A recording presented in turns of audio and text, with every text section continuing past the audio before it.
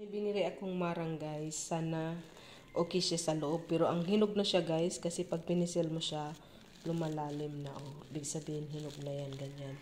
Yan oh. Ang bango. Wow, super bango guys. Grabe ang bango. Yan. Kasi yung kumari ko guys, never pa siya nakatikim ng marang.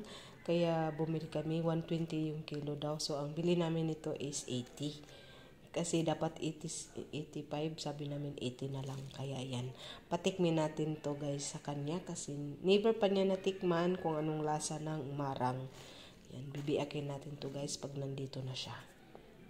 Yan, bibiakin na namin guys. Yan. Ay, malambot nga. Yan. First time niya kakain ngayon kasi hindi niya matandaan kung nakakain siya nito o hindi. Ay, hindi pa nga, Mars.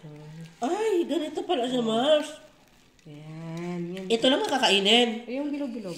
Ay, wala, ito wala na. Ito wala na to. Wala na yan. Yan yung no, mayroon na iwan dyan. Talaga? Siya, guys. Parang pangit na itsura eh. Ah, talaga? Ganyan, oo. Ganyan ang marang guys. Ayan. Sayin ko nga. No. Anong lasa? Nasasarapan ka ba?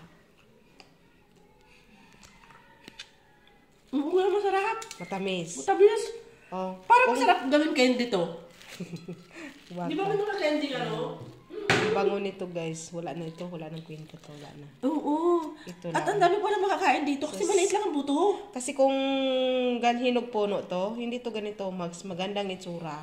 Pangit o maliliit. Dapat puro malalaki ganyan. Ang tamis. Oh, matamis nga yan siya, Mars. Nakakatuwa.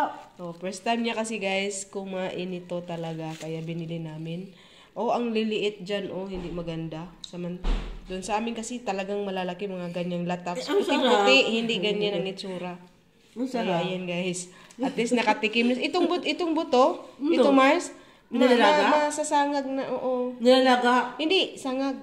Tapos, Ibilad muna, tapos isang, parang mani. Ganyan, mas masarap pa yan sa mani. Yan lang guys. Thank you. bilad natin, ganon. Oo.